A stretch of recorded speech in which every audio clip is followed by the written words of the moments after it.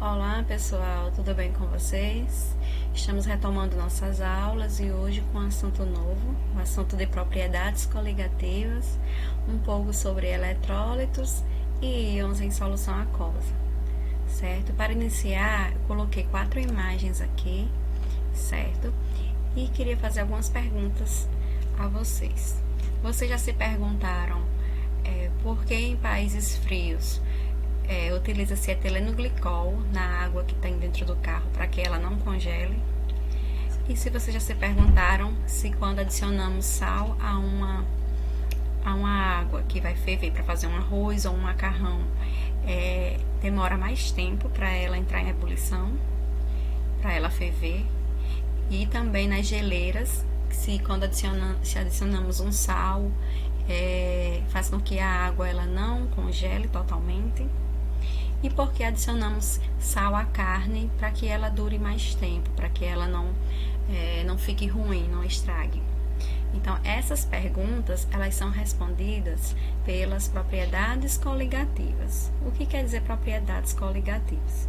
Certo? Então, propriedades coligativas é quando você tem um solvente puro, certo? A água puro, e ele tem propriedades certas, como ponto de fusão, ponto de ebulição, ponto de congelamento, pressão de vapor. Então, tudo aqui é certo, tá bom? E quando você adiciona um soluto, isso aí vai alterar, certo? Essas propriedades vão alterar e vai ter alguns efeitos, tá certo? Então, por isso eu coloquei aqui essa imagem, ó. Coloquei o soluto, coloquei o solvente, e você sabe que eles dois juntos, eles formam as soluções, a solução, né? Como nós vimos nas aulas. Então, esse soluto, ele vai alterar as propriedades do solvente, certo? E vai gerar alguns efeitos. E esses efeitos são os efeitos coligativos, que são as propriedades coligativas, tá certo? Então, esse soluto, ele pode ser iônico ou molecular. Iônico é porque vai formar íons, como o sal de cozinha e gera corrente elétrica. E o molecular é como se fosse aqui o açúcar glicose, que ele é molecular, que ele não forma íons, não gera corrente elétrica. Mas qualquer um dos dois irá alterar essas mudanças, vai fazer essas mudanças, certo? No solvente. Vai gerar essas mudanças no solvente puro. Tá bom? Então, um solvente que ele não seja volátil. Então, pode ser o etileno glicol, só não pode ser volátil como álcool, mas pode ser açúcar, pode ser sal, certo? Qualquer soluto, só não aquele que seja volátil, certo? Então, as propriedades coligativas são 4, tá certo? Nós temos a tonoscopia, a ebulioscopia, a crioscopia e a pressão osmótica. Vamos primeiro para a tonoscopia, tá certo? Vou aumentar aqui. Pronto, a tonoscopia, ela tem uma diminuição, certo? Quando você adiciona o soluto lá no solvente, ele tem a diminuição da pressão máxima de vapor. O que é isso, pressão máxima de vapor? Pronto, são esse vapor que está saindo aqui, essas bolinhas que estão saindo aqui, essas bolinhas, certo? Então, no solvente, você vê aqui, ó, que ele está saindo bastante, né? Ele está puro, solvente puro. Quando você adiciona essas vermelhinhas aqui, um soluto, pode ser açúcar ou sal, tá diminuindo, tá vendo? Ó, que tá saindo menos bolinhas, menos vapor. Igual um refrigerante, assim que você coloca o refrigerante, sai baixo, se tiver em temperatura normal, quente, ele vai evaporar mais rápido a pressão de vapor. E se ele tiver mais gelado, ele vai manter, tá certo? Essa pressão menor, tem a ver com a temperatura também, certo? Aqui, pronto, nessa imagem dá pra ver bem melhor, ó. Aqui só tem solvente, só a água. Então, tá saindo aqui, ó. Vamos considerar bastante, né? Quando você adiciona um soluto, essas bolinhas maiores aqui, tá vendo que diminuiu, ó? Aqui tá saindo 5, tá saindo só 3. E se eu aumento mais soluto, sal ou açúcar, diminui mais ainda. Então, tá certo? O abaixamento da pressão máxima de vapor. E isso responde àquela imagem aqui, ó. Tá vendo? Que se tivesse só a água, ela ia evaporar bem mais rápido. E com o sal, ela diminui essa pressão máxima de vapor, tá bom? A próxima propriedade é a ebulioscopia, tá certo? A ebulioscopia, né, tem a ver com a ebulição. E o que acontece? Quando você tem água pura, o solvente puro, ela tem uma temperatura fixa, né, digamos 100, para evaporar. né? Que é 100 para evaporar. E quando você adiciona a glicose aqui dentro, o que vai acontecer? Vai ter o aumento da temperatura. Ou seja, não vai mais evaporar em 100, vai evaporar na temperatura maior. 100 é alguma coisa, entendeu? Vai aumentar, vai ser maior do que 100. Certo? Então, tá aqui o líquido puro, ó, nessa imagem, até aqui, o líquido já com a solução, ele aumenta a temperatura. Então, se chama ebulioscopia, tá certo? E a ebulioscopia, ela também tá nessa imagem aqui, ó. Que a água fosse sozinha ao fogo, sem o sal, ela ia evaporar numa temperatura normal, né? E se colocasse açúcar ou sal, ela ia ter mais tempo, ia demorar mais, ia precisar de uma temperatura maior para ela entrar em ebulição, certo? Então, isso aqui é a ebulioscopia. A próxima, né, é a crioscopia. Crioscopia tem a ver com gelo, né? E aí nós vamos ver o que? A crioscopia é o abaixamento do ponto de congelamento. Que é isso? Pronto, imagine que a água aqui, ela tá pura, né? Então, ela tem um ponto de congelamento. Se eu coloco 0,5 molar de um soluto lá dentro, se aumenta essa concentração, ela já vai ter um abaixamento no ponto de congelamento, não vai fazer congelar, certo? Fica 0,5 molar, ela já cai para menos 0,93 aqui no caso. E uma diminuição, né? E se eu aumento mais para 1 molar, ela cai mais ainda, para menos 1,86, certo? Então, é o abaixamento do ponto de congelamento. O que explica isso aqui, ó, das geleiras, que aí faz com que não congele totalmente aqui.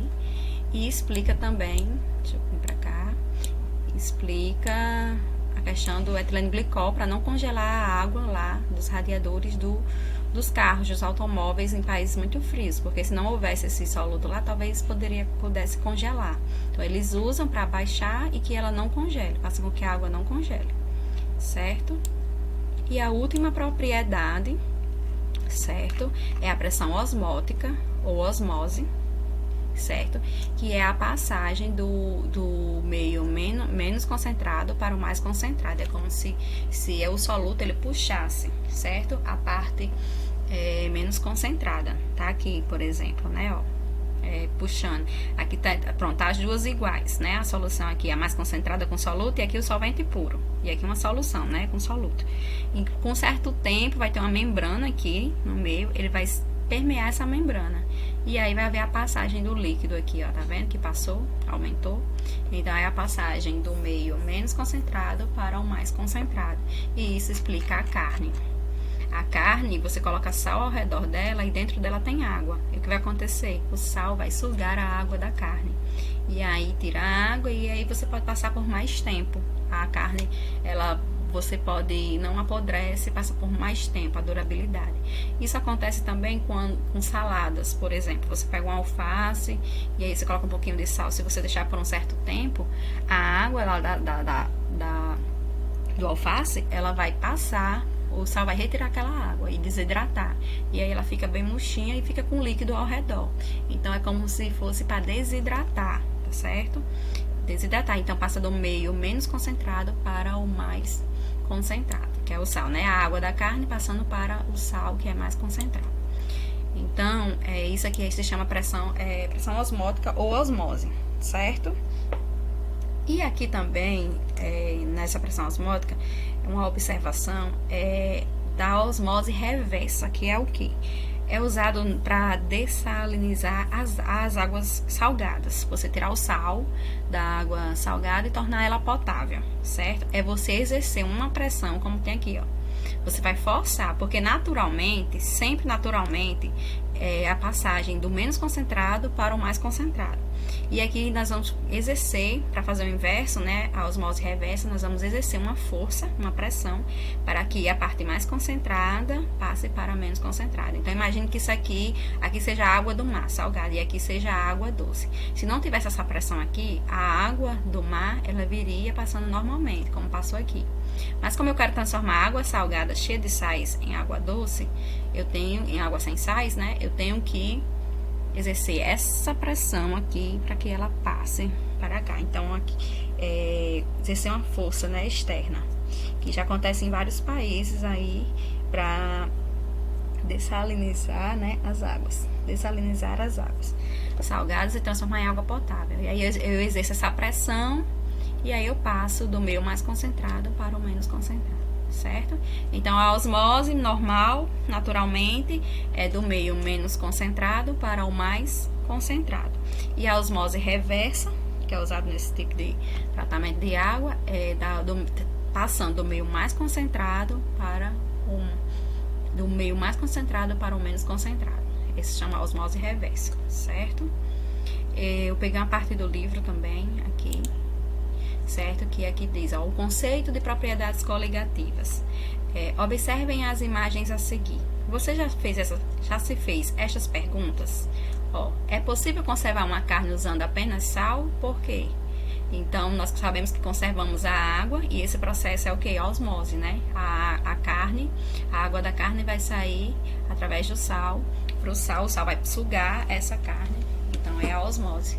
Nesse caso aqui também, é possível eliminar a água de um alimento mantendo suas propriedades e nutrientes, que é a desidratação, né?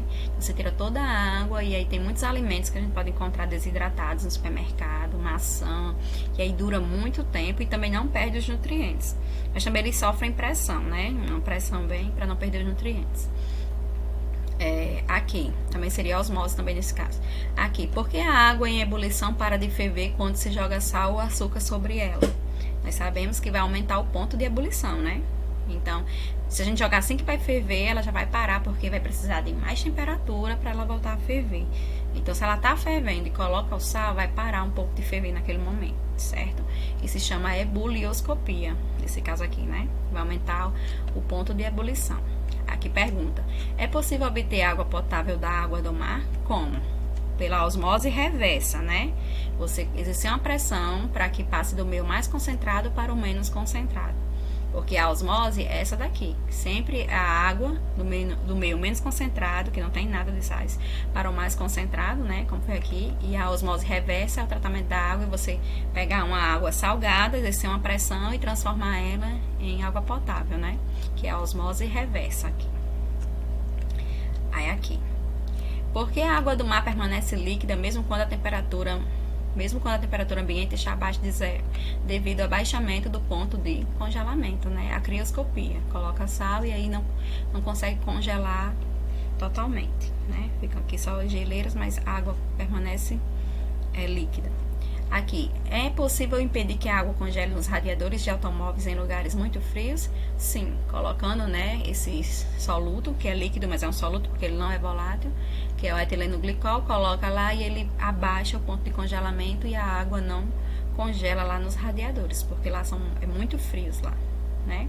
Então, a resposta para todas essas perguntas pode ser encontrada no estudo das propriedades coligativas, que são essas propriedades, né? O ponto de fusão o ponto de ebulição que aumentou, o ponto de congelamento que abaixou, são propriedades, são os efeitos que elas causam, né?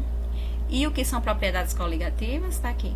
Todo líquido puro apresenta determinadas propriedades, como eu falei, como pressão de vapor, ponto de ebulição, ponto de solidificação e pressão osmótica, que é a capacidade de atravessar uma membrana porosa. Porém, quando um soluto não volátil, não pode ser volátil, certo? Pode ser açúcar, sal, outros solutos, mas não pode ser volátil. É dissolvido nesse líquido e essas propriedades elas se modificam. Então, se ele está sozinho, ele não se modifica. Agora, quando você adiciona o soluto, ele vai se modificar. Então, propriedades coligativas são as propriedades do solvente, que é a água, que se modificam na presença de um soluto não volátil. Esse é o conceito de propriedades coligativas. São as propriedades do solvente que se modificam na presença de um soluto não volátil. E aqui eu quero mostrar para vocês também quais são os principais efeitos coligativos. Eu falei, mas aqui está bem, na página 102, bem colocado, né? E quais são os principais efeitos coligativos? Primeiro, diminuição da pressão de vapor do líquido que eu falei na solução, que está saindo vários vapores, depois diminui, né? Em relação à pressão do vapor do líquido puro. Então, como eu falei, o líquido puro ele está saindo baixando quando você coloca o sal ou açúcar, ele tem essa diminuição da pressão de vapor, isso se chama tonoscopia, a primeira. O segundo ponto diz o aumento da temperatura de ebulição do líquido na solução em relação à temperatura de ebulição do líquido puro, ou seja, a água sozinha, ela tem uma temperatura menor quando eu coloco o sal ou açúcar ao aumento da temperatura de ebulição, e se chama ebulioscopia, né? E o terceiro é a diminuição da temperatura de congelamento do líquido na solução em relação à temperatura de congelamento do líquido puro, a questão das geleiras. Se tiver só água pura, ela vai congelar. Se colocar açúcar, vai diminuir a temperatura de congelamento e vai permanecer ela líquida. Então, se chama crioscopia. O mesmo caso lá dos radiadores, que o etileno glicol ele abaixa também a temperatura de congelamento. E a última... Então, essa que eu falei é a crioscopia, tá? E a última é o aumento da pressão osmótica do solvente em direção à solução mais concentrada. É o que eu falei, se tiver a água e tiver uma água com sal e colocar elas próximas com a membrana, ela vai passar a menos concentrada, né, que é o solvente, em direção à mais concentrada. E o inverso disso se chama osmose reversa, que já é no tratamento de água. Transformar a água... salgada do mar em água potável, certo? E se chama pressão osmótica ou osmose, tá bom? Aqui tem mais cálculos, mas eu tô fazendo mais a parte teórica, tá certo? Deixa eu passar aqui para só vocês darem uma olhadinha